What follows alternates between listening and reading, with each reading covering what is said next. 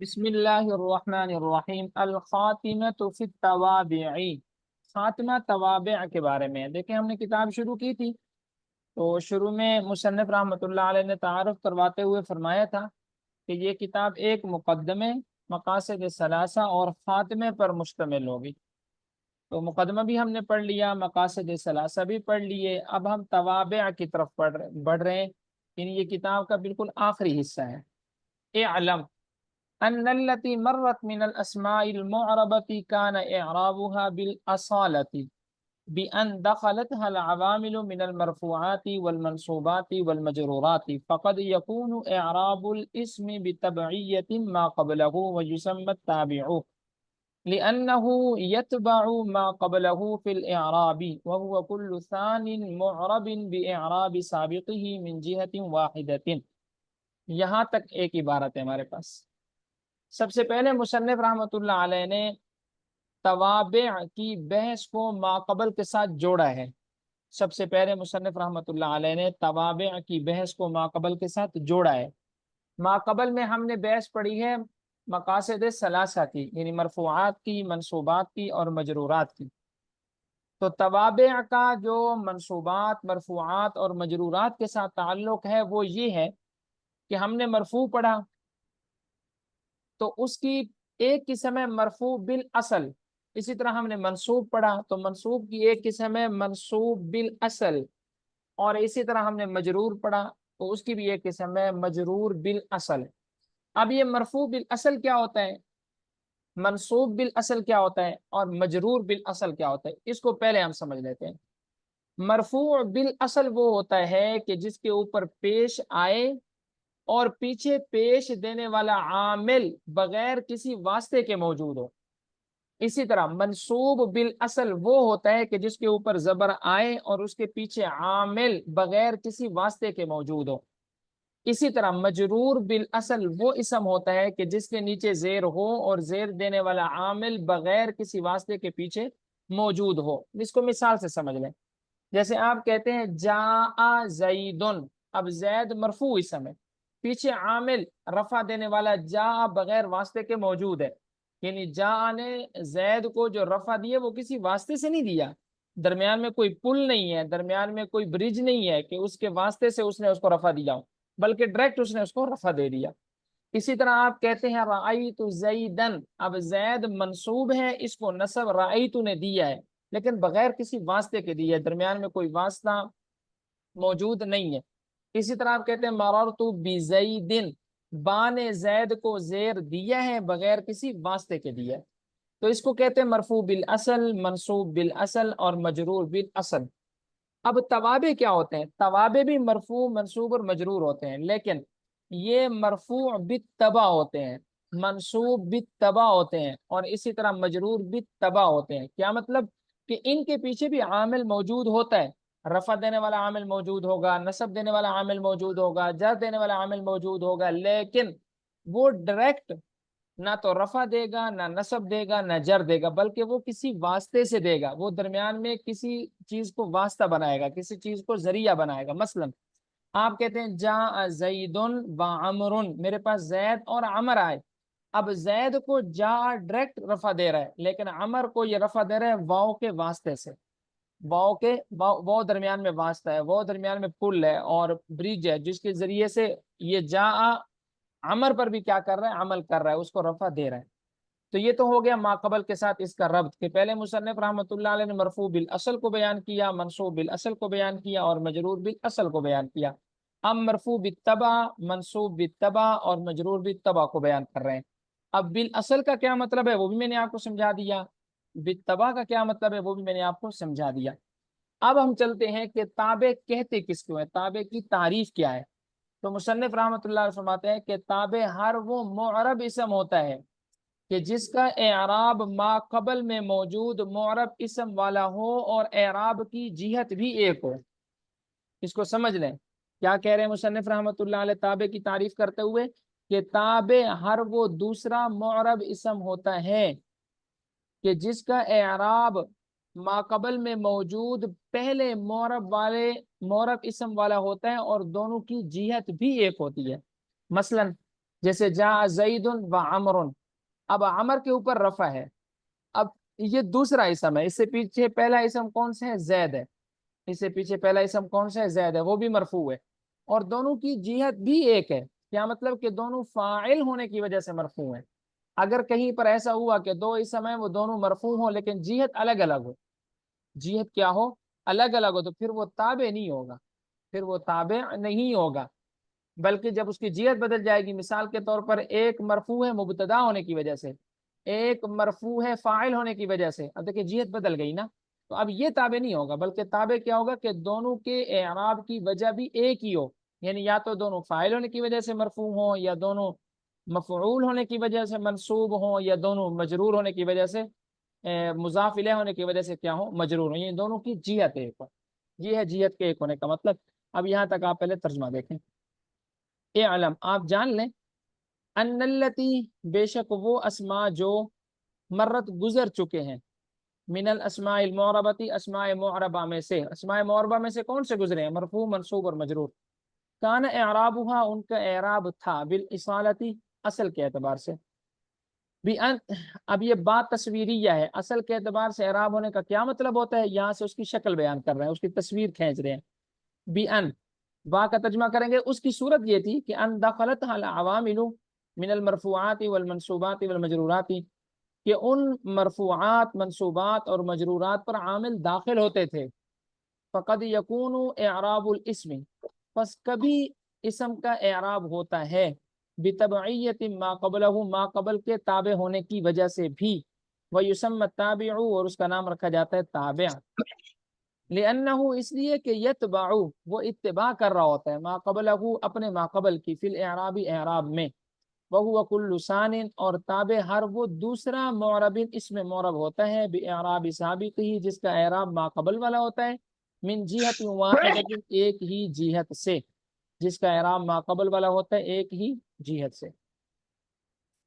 والتوابع خمسۃ اقسام، اچھا اس میں نے ایک اعراب غلط بھی پڑھا ہے، ویسمى التابعہ، یہ عین کے اوپر زبر آئے گا، تابع نہیں آتا۔ والتوابع خمسۃ اقسام، یہاں سے مصنف رحمۃ اللہ علیہ توابع کی تعداد بیان فرما رہے ہیں کہ توابع کی تعداد 5 ہے۔ النعت، نمبر 1 صفت، والعطف بالحروف، نمبر 2 عطف بالحروف، نمبر 3 التاکید، تاکید، نمبر 4 البدل، نمبر 5 عطف البیان۔ اب یہاں صرف آپ نام یاد رکھیں گے کہ توابع ٹوٹل 5 ہیں، جیسے آپ نے پڑھا تھا نا، مرفوعات 8 ہیں، منصوبات جو ہیں وہ 12 ہیں، مجرورات صرف 1 ہے، تو یہاں تابع کی بھی تعداد یاد رکھنی ہے کہ تابع صرف 1 ہے، تابع صرف 5 ہیں، صفت، عطف بالحروف، تاکید، بدل اور عطف بیان۔ فصل القسم الاول، یہاں سے مصنف رحمۃ اللہ علیہ قسم اول کو بیان کر رہے ہیں، اور وہ ہے نعت، صفت۔ وہ کیا ہے؟ نعت اور صفت۔ النعت تابع يدل على معنى في متبوعه، نحو جاني رجل عالم، او في متعلق متبوعه، نحو جاني رجل عالم ابوه، ويسمى صفة ايضا۔ یہاں سے مصنف رحمۃ اللہ علیہ نعت کی تعریف اور اس کا دوسرا نام بیان فرما رہے ہیں۔ نعت کی تعریف یہ ہے کہ نعت ایسا تابع ہوتا ہے کہ جو دلالت کرتا ہے ایسے معنی پر جو اس کے مطبوع میں پایا جائے یا مطبوع کے کسی متعلق میں پایا جائے۔ آپ یوں بھی کہہ سکتے ہیں کہ نعت کہتے ہیں صفت کو، اور صفت دلالت کرتی ہے اس معنی پر جو پایا جاتا ہے موصوف کے اندر یا پھر موصوف کے متعلق کے اندر۔ مثال کے طور پر آپ کہتے ہیں جاءنی رجل عالم، میرے پاس عالم مرد آیا۔ اب عالم دلالت کر رہا ہے اس بات پر کہ جس بندے کا تذکرہ ہوا ہے وہ علم والا ہے، اور وہ علم والا معنی کس کے اندر پایا جاتا ہے؟ رجل کے اندر۔ اسی طرح بسا اوقات وہ دلالت کرے گا موصوف کے کسی متعلق پر، موصوف کے اندر وہ معنی نہیں پایا جائے گا، بلکہ موصوف کا کوئی رشتہ دار ہوگا، اس کا کوئی بھائی، چچا، ماما، باپ، والدہ، کوئی بھی ہوگا، اس کے اندر وہ معنی پایا جائے گا۔ جیسے آپ کہتے ہیں جانی رجل عالم ابوہ، میرے پاس ایسا مرد ہے جس کا باپ عالم ہے۔ اب یہاں پر رجل موصوف ہے، لیکن عالم ہونے والا معنی اس رجل کے اندر نہیں ہے، بلکہ رجل کے ابو کے اندر ہے، باپ کے اندر ہے۔ وَيُسَمَّى صِفَةً أَيْضًا، اس کو صفت بھی کہا جاتا ہے۔ اس کو آسان لفظوں میں آپ سمجھ لیتے ہیں کہ نعت کہتے ہیں صفت کو۔ نعت کس کو کہتے ہیں؟ صفت کو۔ صفت کی تعریف کیا ہے؟ صفت کی تعریف یہ ہے کہ جو کسی کی اچھائی یا برائی بیان کرے، پھر وہ اچھائی والا معنی یا برائی والا معنی یا تو موصوف کی ذات میں پایا جاتا ہے یا پھر موصوف کے کسی متعلق میں پایا جاتا ہے۔ بالکل آسان ہے، موصوف کی ذات میں پایا جائے جیسے رجل عالم، عالم مرد، موصوف کے متعلق میں پایا جیسے رجل عالم ابوہ، ایسا مرد جس کا باپ عالم ہے۔ اچھا جی، والقسم الاول انما يتبع متبوعه في 10 اشیاء في الاعراب والتعریف والتنکیر والافراد والتثنیۃ والجمع والتذکیر والتانیث۔ یہاں سے مصنف رحمۃ اللہ علیہ صفت موصوف کے ساتھ مطابقت رکھتی ہے کتنی چیزوں میں، اس کو بیان کر رہے ہیں۔ تو مصنف رحمۃ اللہ علیہ فرماتے ہیں کہ ہر صفت اپنے موصوف کے ساتھ مطابقت رکھتی ہے 10 چیزوں میں۔ ہر صفت اپنے موصوف کے ساتھ مطابقت رکھتی ہے 10 چیزوں میں۔ نمبر 1، اعراب میں یعنی دونوں کا اعراب ایک ہوگا، تعریف میں یعنی دونوں معرفے ہوں گے، تنکیر میں یعنی دونوں نکرے ہوں گے، افراد میں دونوں مفرد ہوں گے، تثنیہ میں دونوں تثنیہ ہوں گے، جمع میں یعنی دونوں جمع ہوں گے، تذکیر میں یعنی دونوں مذکر ہوں گے، اور تانیث میں دونوں مؤنث ہوں گے۔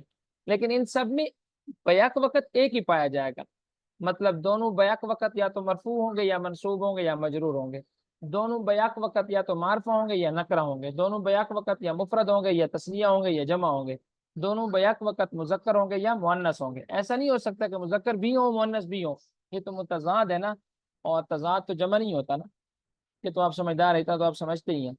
اب مثال اس کی کہ دونوں کا اعراب ایک ہو، جیسے جانی رجل عالم، اب دیکھیں دونوں کا اعراب ایک ہے، دونوں مرفوع ہیں۔ مثال اس کی کہ دونوں تثنیہ ہوں، جیسے رجلانی عالمانی، اب یہ تثنیہ بھی ہے اعراب بھی ایک ہے۔ دونوں جمع ہوں، جیسے رجال عالمون، دونوں جمع بھی ہیں اعراب بھی ایک ہے۔ زید العالم، دونوں کا اعراب بھی ایک ہے مرفوع بھی ہے۔ امرأۃ عالمۃ، دونوں کا اعراب بھی ایک ہے، دونوں نکرہ بھی ہیں اور دونوں کیا نام ہے مؤنث بھی ہیں۔ تو بیاق وقت جو ہے ان میں سے ایک ایک چیز پائی جائے گی، اعراب ایک پایا جائے گا، یہ دونوں مرفوع دونوں منصوب یا دونوں مجرور۔ ایسا نہیں ہو سکتا کہ ایک ہی وقت میں دونوں مرفوع بھی ہوں منصوب بھی ہوں مجرور بھی ہوں، ایسا نہیں ہو سکتا۔ والقسم الاول، اور قسم اول انما يتبع متبوعه، بے شک وہ تابع ہوتی ہے اپنے متبوع کے، فی 10 اشیاء 10 چیزوں میں، فی الاعراب والتعریف والتنکیر والافراد والتثنیۃ والجمع والتذکیر والتانیث، نحو جیسے جان رجل عالم، رجلان عالمان، ورجال عالمون، وزید العالم، وامرأة عالمة۔ والقسم الثانی انما يتبع متبوعه فی الخمسة الاول فقط۔ یہاں سے مصنف رحمۃ اللہ علیہ بیان فرماتے ہیں کہ اوپر آپ نے پڑھا کہ صفت کی 2 قسمیں ہوتی ہیں، ایک صفت وہ جو اچھائی یا برائی بیان کرتی ہے موصوف کی، وہ صفت تو اپنے موصوف کے ساتھ 10 چیزوں میں مطابقت رکھتی ہے، لیکن ایک صفت وہ ہے کہ جو دلالت کرتی ہے اس معنی پر جو موصوف کے اندر نہیں پایا جاتا بلکہ موصوف کے کسی متعلق کے اندر پایا جاتا ہے، مثلا اس کے باپ کے اندر وہ معنی موجود ہوگا، اس کی ماں کے اندر ہوگا، اس کے چچا بھائی کے اندر ہوگا، تو اس صورت میں پھر صفت 10 چیزوں میں مطابقت نہیں ہوگی اس کے اپنے موصوف کے ساتھ، بلکہ صرف 5 چیزوں میں مطابقت ہوگی۔ اور 5 چیزیں کون سی ہیں؟ اعراب میں دونوں کا اعراب ایک ہوگا، تعریف میں اور تنکیر میں، بس اعراب 3 ہے نا، مرفوع منصوب 3 یہ ہو گئے، اور تعریف 4 اور تنکیر 5، تو ان 5 چیزوں میں اس کی مطابقت ہوگی۔ باقی جو اس کے بعد کی چیزیں ہیں جیسے مفرد تثنیہ جمع ہے تذکیر و تانیث ہے، اس میں ان کی مطابقت ہونا ضروری نہیں ہے۔ اس کی مثال دیکھیں، جیسے من هذه القرية الظالم اهلها، اب یہ القریہ موصوف ہے، الظالم یہ صفت ہے، ایسی بستی جس کے رہنے والے ظالم ہیں۔ اب یہ صفت جو ہے یہ قریہ کے اندر ظالم جو معنی ہے یہ قریہ کے اندر نہیں پایا جاتا جو کہ موصوف ہے، بلکہ قریہ کے متعلق کے اندر پایا جاتا ہے، یعنی بستی کے رہنے والوں کا بستی کے ساتھ ایک تعلق ہے نا، یہ معنی ان کے اندر پایا جاتے ہیں، بذات خود بستی کے اندر تو ظلم والا کوئی معنی تو نہیں پایا جاتا نا۔ والقسم الثانی، اور قسم ثانی انما يتبع متبوعه، وہ اپنے متبوع کے تابع ہوگی، فی الخمسة الاول، پہلے 5 میں، فقط صرف، اعنی میرا مطلب ہے الاعراب والتعریف والتنکیر، اعراب تعریف اور تنکیر، نحو قوله تعالی، جیسا کہ اللہ تعالیٰ کا ارشاد ہے، من هذه القرية الظالم اهلها۔ وفائدۃ النعت، نعت کا فائدہ کیا ہے، صفت کا فائدہ کیا ہوتا ہے، اس فائدے کو ہم اگلے سبق میں انشاءاللہ ڈسکس کریں گے، اللہ آسانی فرمائے۔ جی طلباء کرام، سمجھ میں آیا ماشاءاللہ؟ جی الحمدللہ. اچھا ایک چیز بتائیے گا ذرا، کہ جیسے یہ مثال جو قسم ثانی کی ہے، جانی رجل عالم ابوہ، تو اس کی ترکیب کیسے کریں گے؟ جانی فعل ہو گیا، اور انہوں نے بتایا یا ضمیر مفعول بھی، رجل موصوف، عالم صفت ہے، اور ابوہ کیا بنے گا؟ مضاف مضاف الیہ مل عالم کر کیا بنے گا؟ ابوہ، عالم کو آپ پھر موصوف بنائیں گے، اور ابو مضاف، ہو ضمیر مضاف الیہ، مضاف مضاف الیہ مل کر عالم کی صفت، موصوف صفت مل کر رجل کی صفت. ٹھیک ہو گیا. اس میں بھی، اس آیت میں بھی ایسے ہی ہے نا؟ جی جی اہلوہا جو ہے وہ یہ صفت بنے گی دوبارہ سے. بالکل. جزاک اللہ.